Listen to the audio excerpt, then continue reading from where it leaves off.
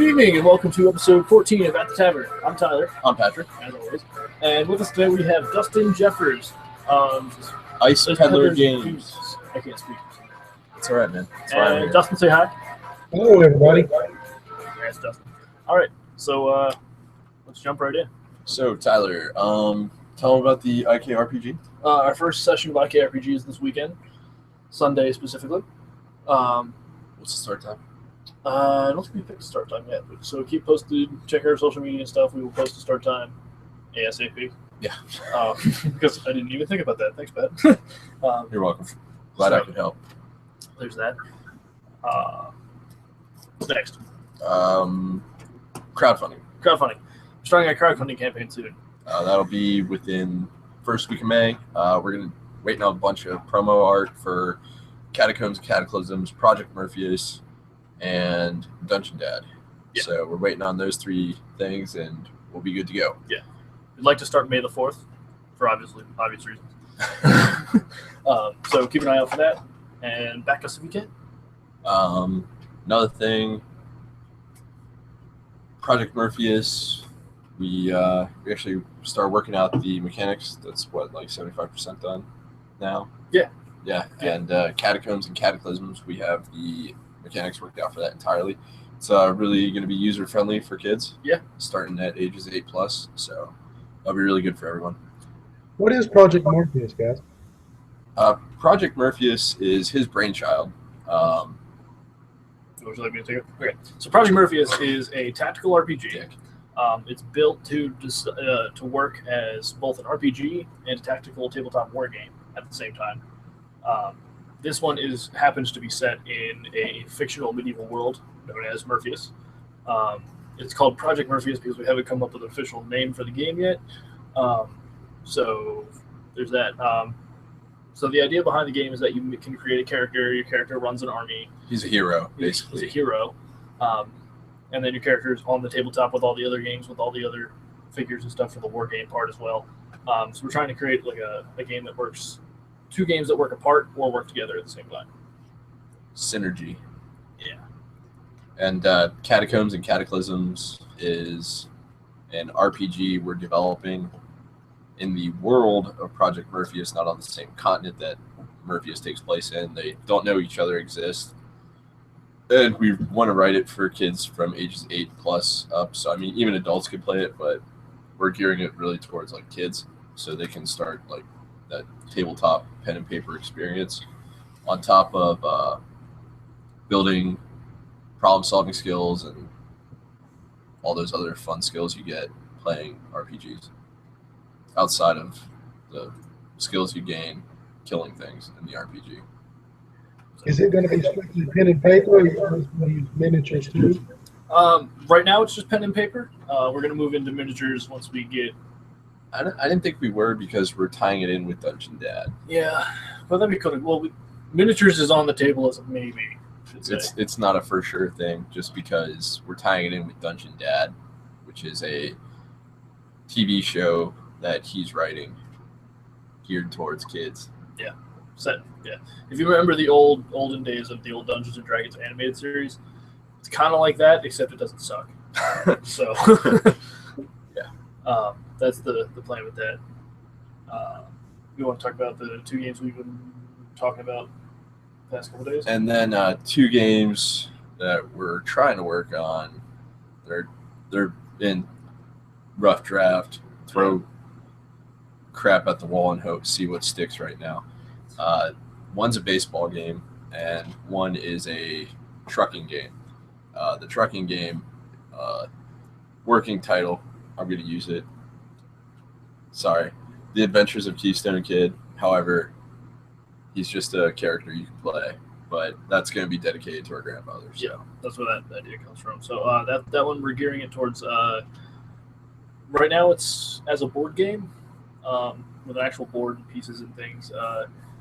And it's really out of the realm of what we've done before. It'll be a resource management game. There'll be some dice rolling. There'll be some time management too. Time management as well.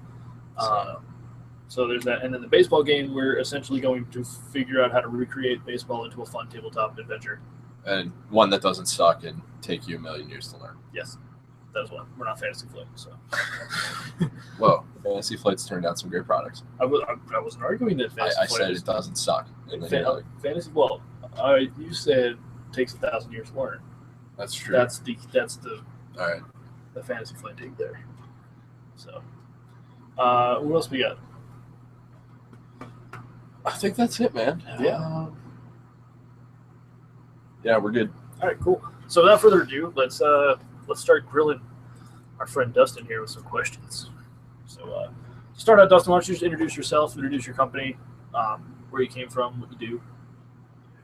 Yeah, my name's Dustin Jeffers. I'm everything for Ice Peddler Games. So basically, I've wanted to be a game designer since I was 5. And a few years ago, I was like, I'm just going to try to do this. I always wanted to try to do video games. But to be honest, I don't have the skill set for that. And I was watching a video, and a guy said, he started with card games and board games. And I thought, that's a great idea. I never even thought of that. And then after I slapped myself a couple of times, I always had an idea for a card game kind of on the back burner. And I said, I'm just going to go for that and see what happens. And it's been kind of a wild ride since then. So, yeah. And I'm from Knoxville, Tennessee, too. Just throwing that out there. Cool. Where's the name come from? Well, you see, my wife and I had this Italian ice cart, and I bought the domain icepeddler.com because I was going to blog about our experiences.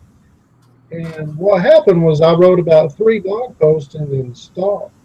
So circumstances kind of prevented us from doing that anymore for a little while. And I said, I've got this domain, so I'm just going to repurpose it, and I'm going to make Ice Peddler Games.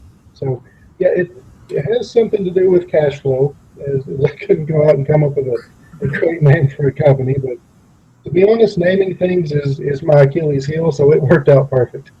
Well, there you go. See, I was going to take a stab that it was the Great Ice Storm of like 2007 or 8 when Kentucky and I know some parts of Tennessee got nailed by a horrible ice storm, but obviously it wasn't.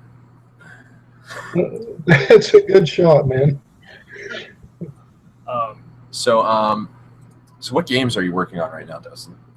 Well, the main one I'm working on right now is called Steps and Stumbles, and it's kind of a light strategy card game. I've got a couple of other ideas for games, but they are in rough draft state.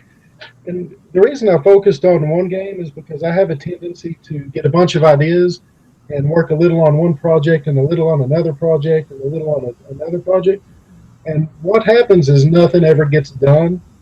So I said, I'm just going to focus on this one, and we're going to get it almost to completion before I even start looking at another game. Because I think a lot of designers, we always have ideas, and we always try to turn everything into a game, or at least I do.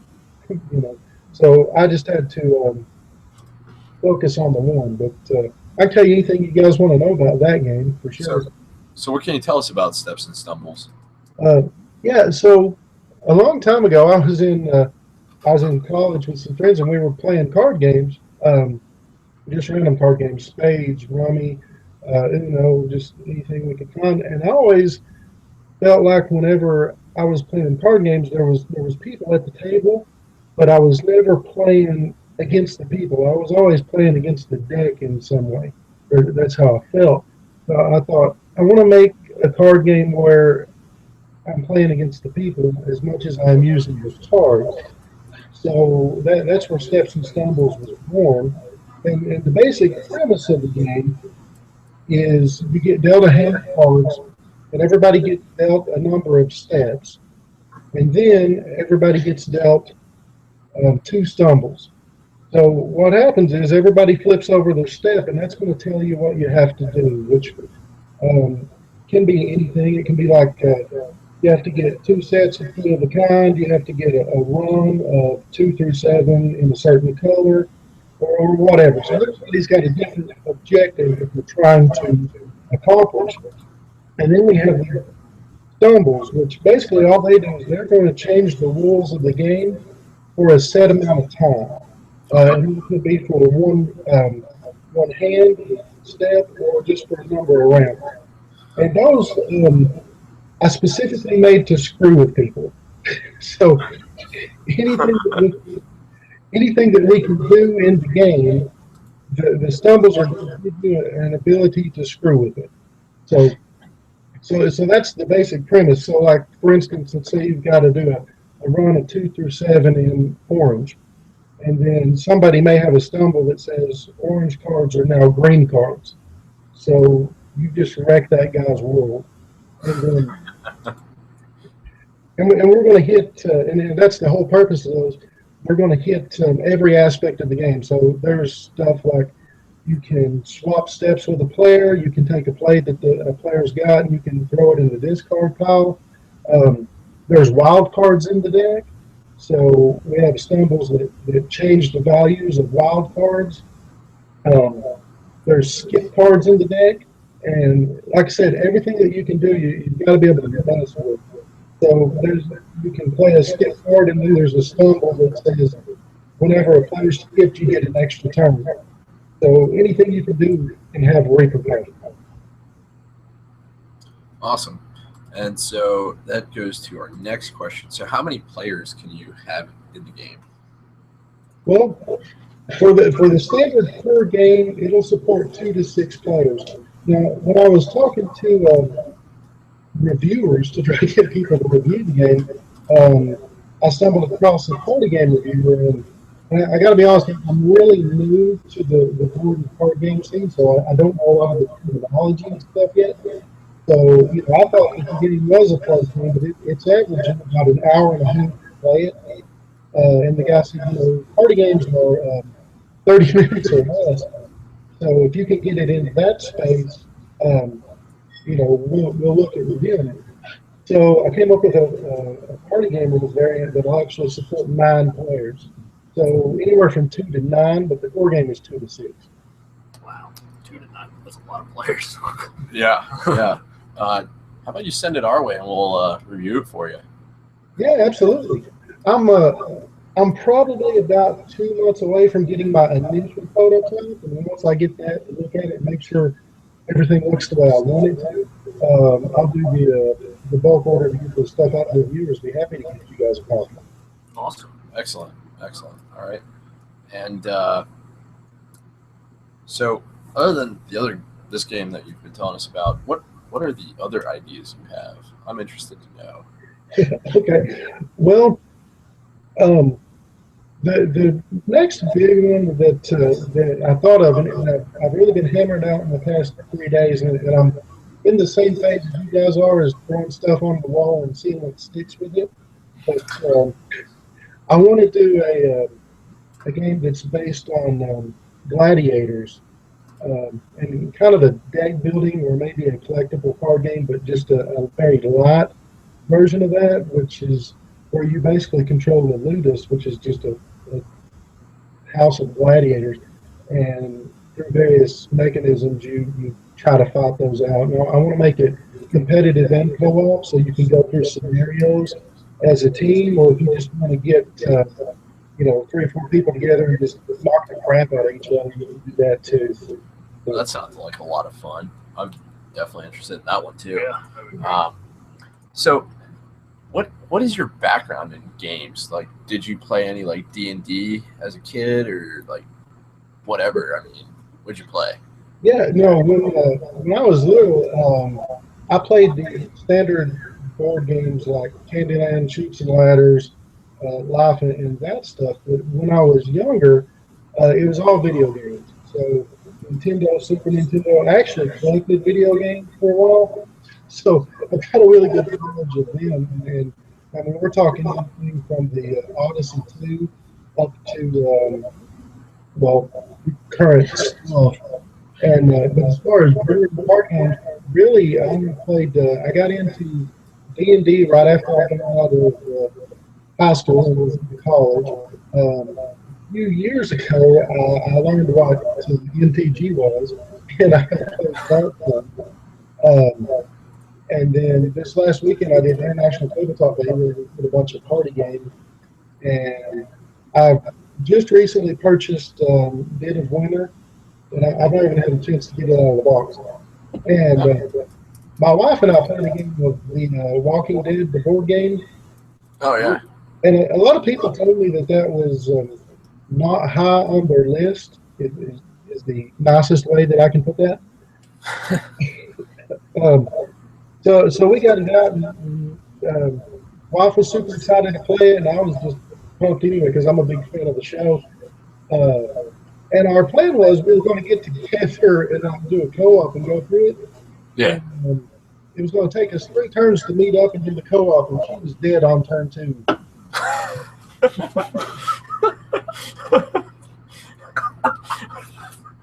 That's got to be a record. Oh jeez. Oh Jesus. So here's a board game we suggest since you do play you have played Dungeons and Dragons called Dungeon. It's a Dungeons and Dragons licensed game. It's a board game, and we have so much fun with it. And my wife, who doesn't even like RPGs, loves to play Dungeon. So I mean, we highly suggest checking it out, and playing that too. Yeah. So, but if you check that out and play that, we will check out the Walking Dead game and try to get killed by turn 2. Well, we're gonna physically try and see how close we can get. Well, now in fairness to her, you have to do encounters every time you go for a resource.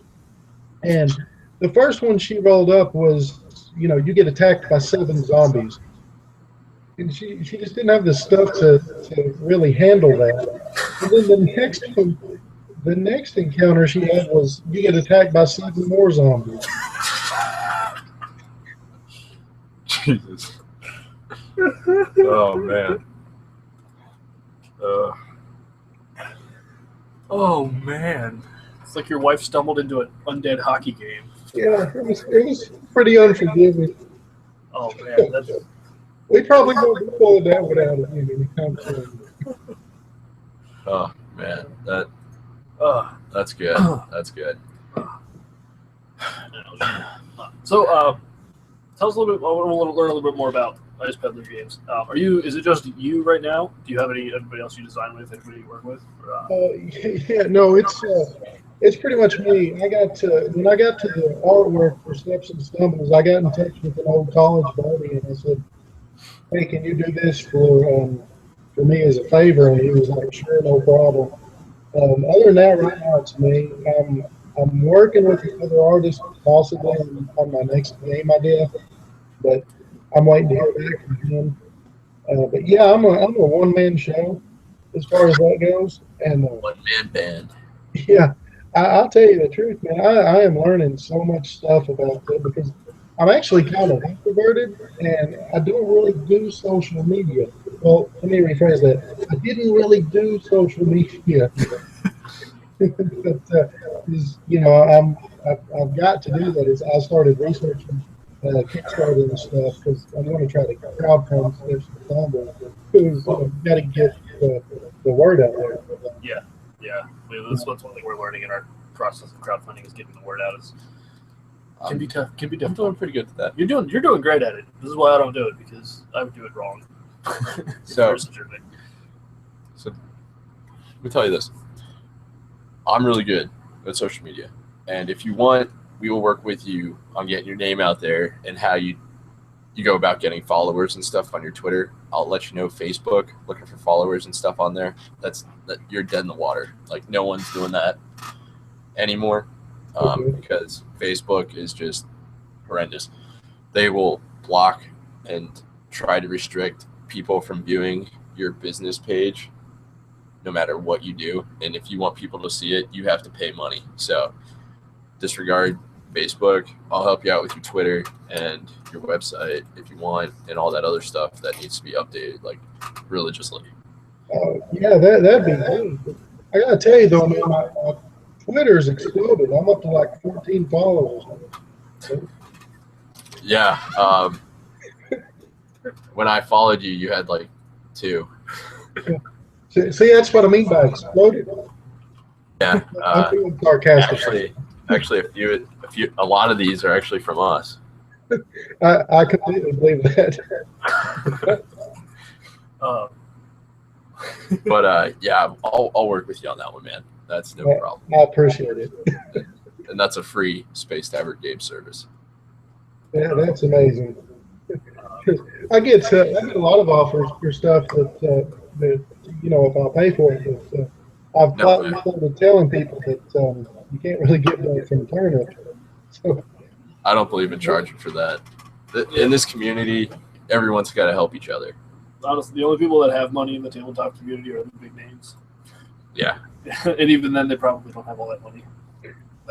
All that much. Wizards. Okay, wizards maybe, because they print a new magic block every 3 weeks or some crap like that. Magic like that.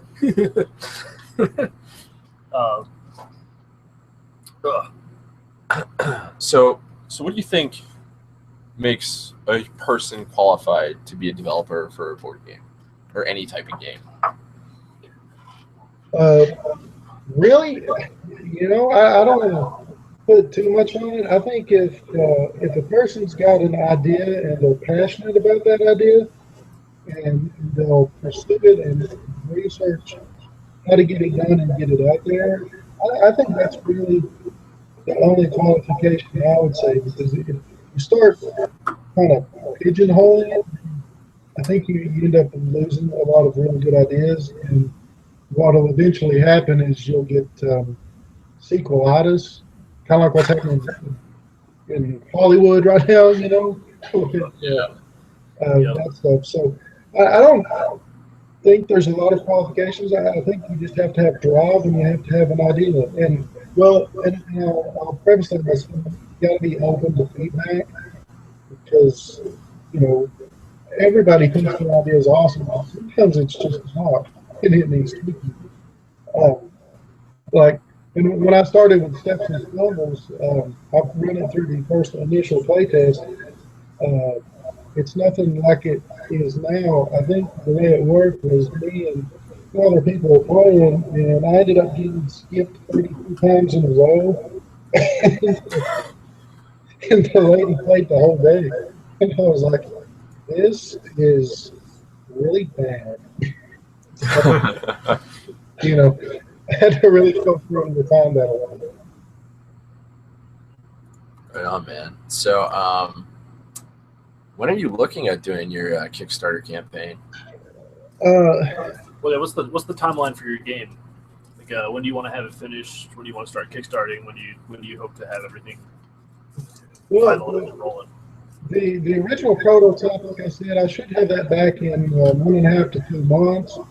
After I make sure that's okay, I'm going to put in the next order to go out to reviewers, which will probably take about 1.5 months. And then after talking to some reviewers, they've got anywhere from 1 to 3 months backlog. So, wow, actually, we're pretty open on reviews, man. Check my calendar real quick. Nothing yet. Yeah, we'll review your game. We've had our call open for so long. We had a great initial response, and then since then it's stagnated. Everybody's like, I'm not ready yet. Yeah, yeah. It's like, okay. Come on, guys. We'll just sit here. I love the butt.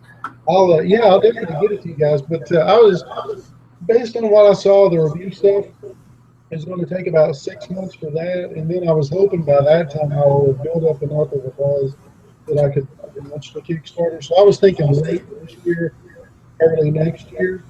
It's kind of my time frame. Originally, I was going to have already done the Kickstarter, but as I started researching, I was really glad I didn't, because I would have probably had like one bubble that would have probably ended up with me just because I felt bad about stuff. Gotcha. So, obviously, our viewers and listeners can find out more about you and the company on icepeddler.com, right? Yes, that's the website. Yeah, we've spent the last couple of days reading everything on your website. So, it took you 2 days to read all that. I'm sorry. Well, I mean, I have kids and I have school, and he has job and school. Job that he hates and school. Yeah. So, I mean, And we're also doing stuff for here, so it's just like taking time to read and absorbing everything. So it's not that like it was a horrible read. We're just busy throughout the day.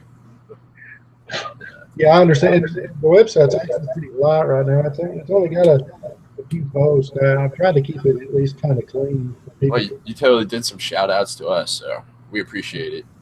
Yeah, that's pretty cool. No, it's like you said. You got to help each other out. And and to be honest, one of the best things I did when I was trying to get reviewers for my game originally, another guy had me looking for reviewers. He actually used the guy that referred me to you guys. This was John Testa of Combat Games. Yeah, John. He's a great guy. He was on 3 episodes ago. Yeah. 12 was Ben, 13 Ben. 3 was 11, I think. Yeah, so 3 episodes ago. Yeah. And John was like, you guys should check out you. So we did. And I noticed you only had like 3 followers on Twitter. That's okay. Everyone starts out somewhere. Yeah. Like I said, it's funny because when I was growing up in high school and stuff, it just looked like I'd be on there. But as I got older, I veered away from it. So I'm just starting to get back into it and realize that which isn't bad. It's just an honest assessment of where I'm at. Yeah. I mean, with everything, there's a learning curve. Yeah. Yeah, there is. And when you're a one-man show with like game design and trying to get your company up and going, you're taking on the roles of multiple people. So you got to learn just a lot of stuff. Yeah. In fact, have you given yourself a job title yet? I think I went with lead designer. Classic. It's a good one. For those of us who haven't had contact with us via email lately, we've come up with official titles for ourselves. I am the Central Creative Chief. Pat, I can't remember what mine is. something logistics something. No, it's nothing logistics. It's what is it? Hold on. It's something ridiculous. We decided to kind of break the mold on typical job titles. Global Tactics Orchestrator. Global Tactics Orchestrator. And I'm your sign, the Central, as I said, Central Creative Chief. So we decided to break the mold, throw in some new job titles out there. Yeah, I'm going to have to go back and rethink my job title. You could be Friendly Neighborhood Architect. While we do that, there's quite a little bit of news that's been out the past couple days. So I'll read off some of this and we'll make some talk about it. Go from there. First up is Secret Weapon Miniatures has developed 1 foot by 1 foot. Make sure that's right. There are these 1 foot by 1 foot tiles that go on top of tables. They come, so you can have them custom made to look like any kind of terrain. You can paint them yourself. They come in the plain, typical gray that you buy with miniatures.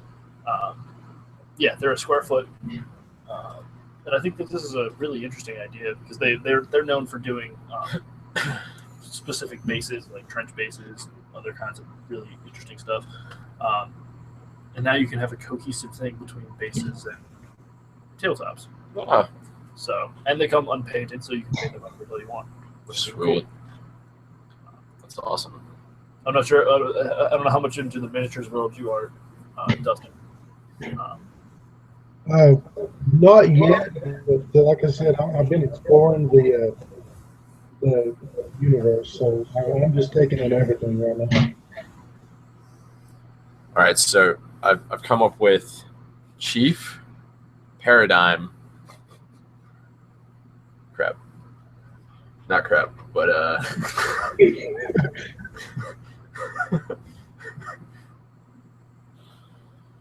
Chief Paradigm Facilitator. I like that. You can roll with that. You should use that one. Just my own 2 cents here because I came up with it, but it's all right if you don't. Okay. I understand. Some going back to the news. Now we've had a statue of John Victory Force, the gaming company, is for sale. Not that they're having a sale; they're literally for sale. How much? I don't know.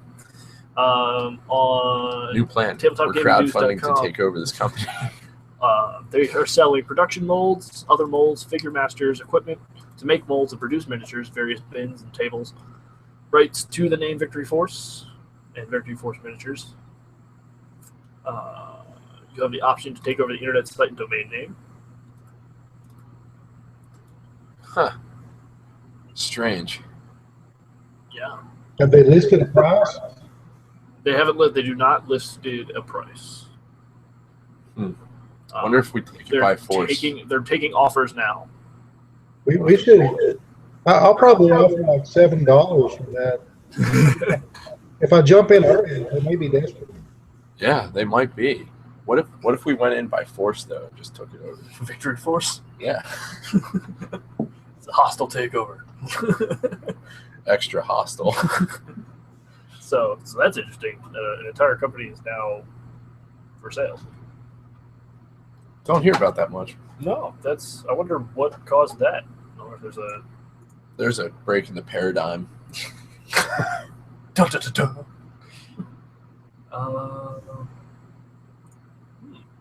This is yeah. Cool. Yeah. Yes. It's just out of nowhere. That's wow. That happened yesterday. Okay. Halo Fleet Battles is coming out soon. That's pretty Spartan cool. Games. They did another space warfare ship battle game that I can't remember the name of at the current present state and time. Halo Space Battles, maybe? It wasn't Halo. It was their own game with its own storyline and stuff. Space Battles? I don't know what it's called. So that's cool because we love Halo. So we might be getting into this. Let's restate that. We love a lot of different things about Halo. We love the world of Halo and all of the Halos up to Halo Reach. Yeah. After that, it's kind of... Yeah, Halo 4 can suck my nuts. You heard it here. What? I said you heard it here. Talking to you, 343 Industries. Talking to you. So, Dustin, how do you feel about that? I mean, you said you're just getting into the tabletop world. If you're a fan of Halo, this could be a really neat game for you to get into. Yeah, that's nice. Is that a tabletop game or is that it's a tabletop war game? Okay. Yeah, that'd be pretty cool. This brings up a good question for you guys. Have you guys ever played a game and enjoyed a game but been incredibly bad at a game? Yes. Have you ever played a game, loved a game, but been really bad at it? Oh, yeah. War Machine has a very stiff learning curve. Yeah, it does. So I love War Machine, love the world, I love the game. But for like the first 4 months, I never won a game.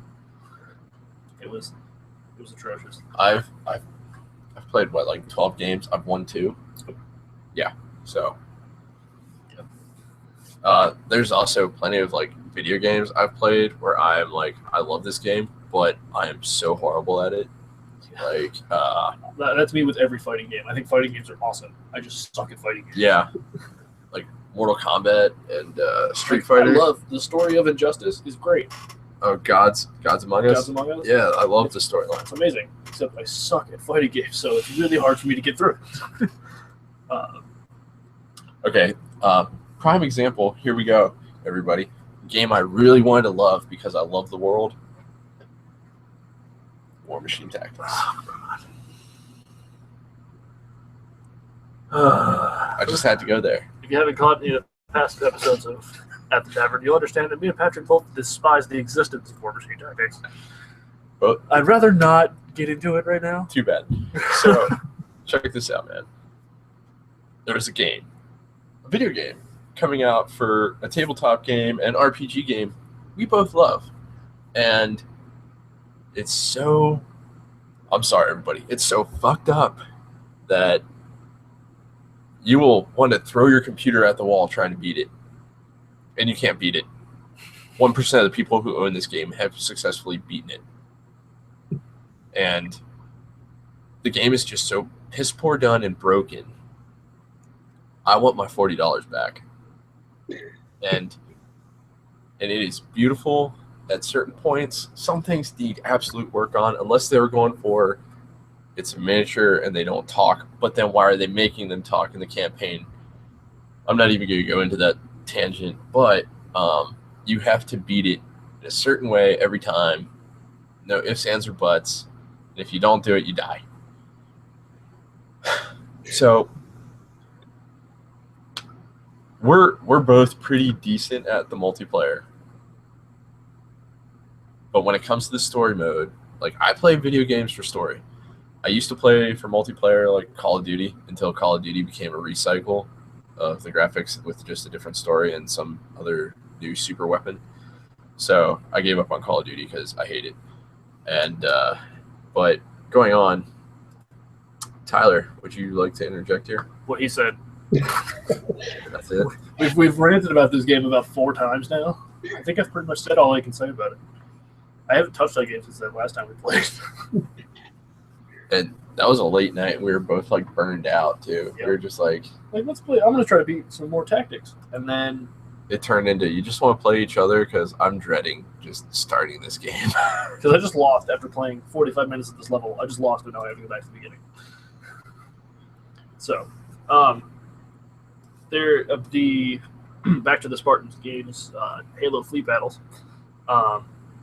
Wait, hold on. Are you a fan of Star Wars? Yes.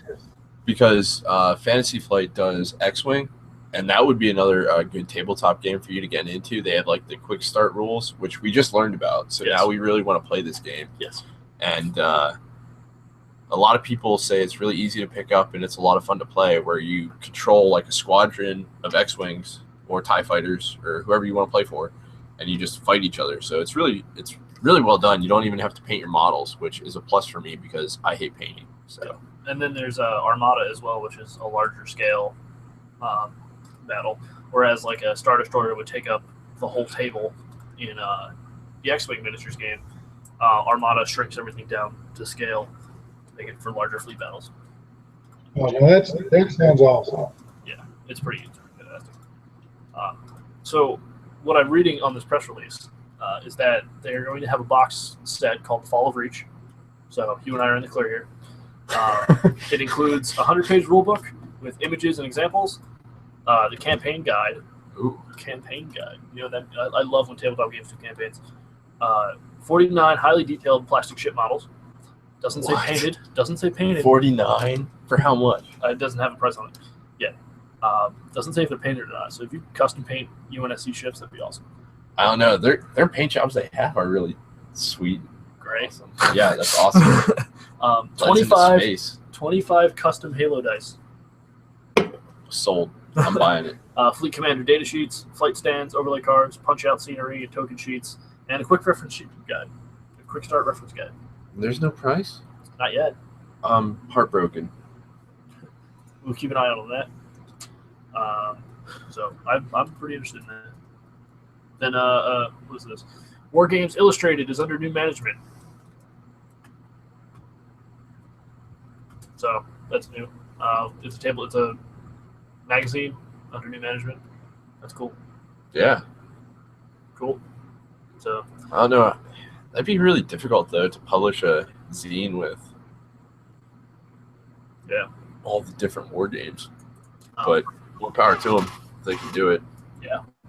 So I think we should probably subscribe to that. Anyway, that's it for the news that I found. I'm really excited about some of those, especially that Halo. Now I'm thinking about it more and more. I really want to play that Halo game really bad. So should somebody get in touch with Spartan Games and let me know Space Tavern Games? Well, we should get in touch with them. What are you talking about, dude? somebody go do it for us. We're lazy. I'm not lazy. Okay. Is that really? Seriously? Ouch. Okay.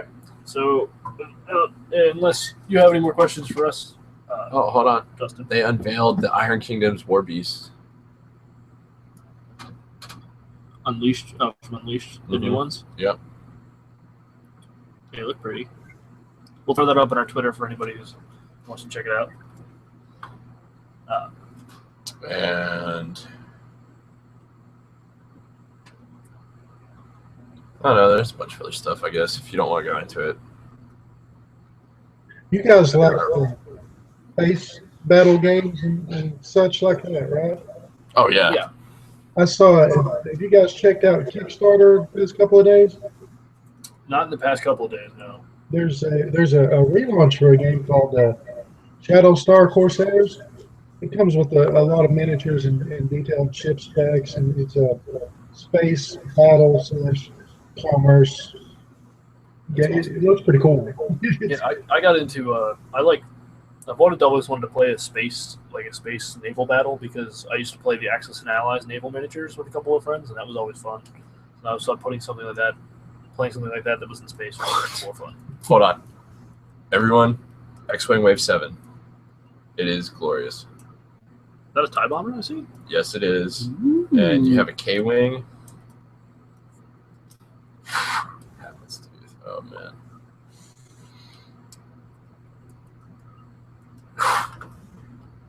Jeez. That is in fact a TIE bomber, which is awesome. Yeah, and the K-Wing, that's really sick looking. And I'm not really sure where the assault fighter comes in. I don't even know how to say that. Caraxus? Maybe. Craxus? I don't know. Probably from the extended universe. That doesn't exist anymore? Yeah, no. Yep. Weird. Well, it could still parts of it could still exist. It's just the immediate extended universe is going to be completely null and void by the end of December. Yeah. I'm actually really excited about episode 7. Yeah. How about you, Dustin? Have you seen the trailer? Seen Battlefront? I'm excited for Battlefront. I have actually avoided the trailer because I'm afraid it's going to give some of the movie away. I want to go into that blind and see what's Braver going than the rest of us. You need to watch the newest one just because you get to see Han Solo again. Yes. I did see somebody post that on there. They had a picture of Han and Chewie. I was like, I gotta watch this. I think my favorite part of all of the new trailers is this new character has the same facial expressions in everything he's done in every scene of the trailers. And he's always taking his helmet off. Yeah. Like, whatever, man. You can't breathe in your trooper helmet. You're not a real trooper. No, he can't show a shocked face. Trooper helmets don't show shocked faces. But he has to because it's so ridiculous as to what's going on. Anyways, what else we got? All right, so you played Dungeons and Dragons. Yes. What is the funniest thing to ever happen to you playing Dungeons and Dragons? Oh man. You can give us multiple accounts. I'm fine with that. I could do this. So this one time, a group of guys are playing, and the DM says, "So there's a charging dire rhinoceros coming at you. What do you want to do?" And the first response of one of our party members is, "I want to climb it." He said, "What?" And he says, "I'm going to climb it. It's a charging dire rhinoceros." And he goes, "I know. I've got a plan. I'm going to climb it." This ended as bad as you think it could. So that was the end of that game. This one other time we were playing, there's this large army that's marching off in the background, and we knew that they were an army we were eventually going to have to face. We're level 3. And one of the guys says, "So I'm going to sneak over there and attack." This is the same group. I played with the same group for a very long time. And again, it's like, so there's an army that's marching. It's a big army, and you're going to go attack? Yeah. So he goes and attacks, and the troll whips up a tree and throws it at him. And this ends about the way you would expect it to end. And after he dies, everybody's like, "What were you thinking?" Experience. Bad idea. And I'll tell you guys one more. So we had progressed up some levels, and we'd been playing all night, man. And it's like 4 in the morning. And the party, we get to this thing, and the DM describes it. He says, "You see a box that's 3/4 closed, and there's a rope that's leading up to. There's a rope at the top and the bottom."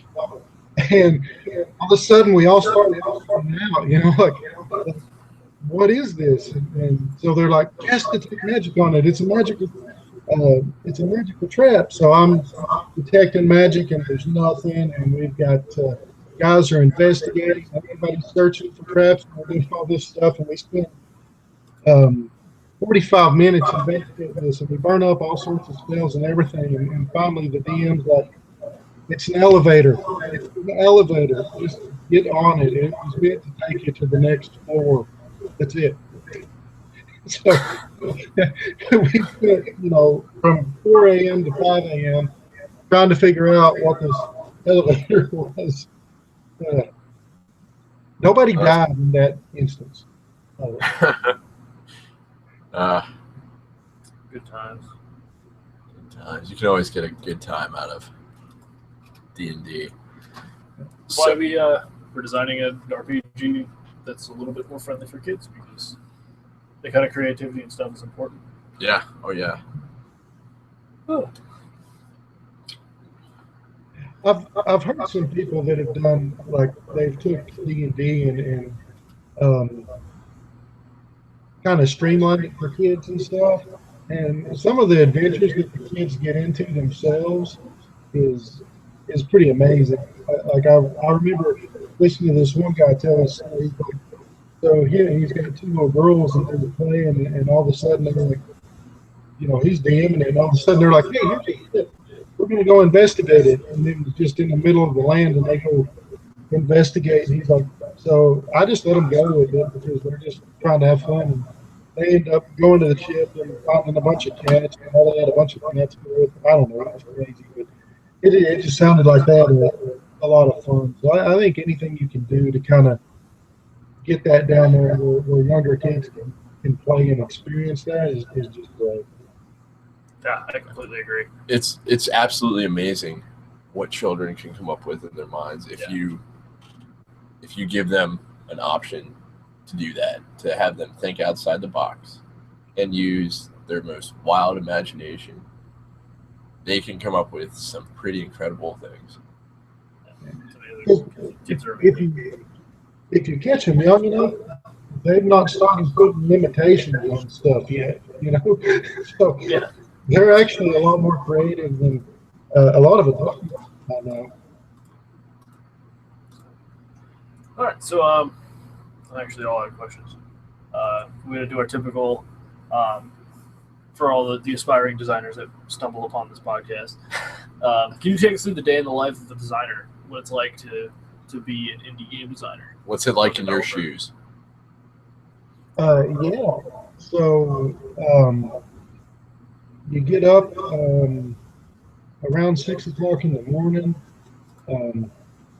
I'll check the social media sites and respond to anybody that's messaged me, and then I've got a day job, so it's get ready for that and go do that, and that'll go from 8 to 5 or 6 or 7 or whatever, and then you come home and you got to spend some time with the family, and then after that, that's when you get to sit down and work on the game. So it's mechanics-wise, what do I know that's broken, coordinating stuff with any artists that are working on the game. If you've got a game out to play testers, hey, did you bust it? Is there a mechanic that you don't like, or what are you doing that's fun? And just tweaking and tweaking and tweaking. and then it's setting up another round of playtest, and then it's playtest is done, and then you test stuff yourself. And by that point, it's like 2 in the morning, and you go to bed and you get a little bit of sleep. I guess the biggest thing I would say is if you ever see a game designer on television, it's very glamorous. In the real world, not so much. But that's not to say it's not fantastic. It's just, it's not. I don't know how to say it's not all fun and games, because it is fun and games. But sometimes you think, man, I just need to get 30 more minutes of sleep so I can think on why this is broken. you know. But it's a lot of long days and a lot of long nights. It's something that you've got to be passionate about, because you're always tackling new things. And when you're a one-man shop, there's really not a lot of other people you can lean on to try to figure out what's wrong with your game. The buck kind of stops with you. If you don't get past that hurdle, the game sits on the shelf. Period. Yeah. It's funny. We ask this question to everyone that comes on, and you always get pretty much the same answer. Yeah, to be passionate about it. You work a day job, and it's a rewarding experience. Yeah, I think that's always the 3 things people touch on. And don't give up if you truly believe in it. Yeah, I really like that. Yeah. So. Well, I don't know if you guys watch basketball or not, but legendary UCLA Bruins coach John Wooden said one time, he said, "Don't let what you can't do stop you from what you can do." And which is true, because I've learned through this experience that there's always a better way to do something. But if I was to wait until I found a better way, I would have never started. So you always got to keep moving forward. Yeah. Oh yeah. Yep. Never give up. Well, I think that's about a wrap for us tonight. Yeah, that's the end of At the Tavern, episode 14. Yeah. Stay tuned next week for 15. Yeah. If you can count.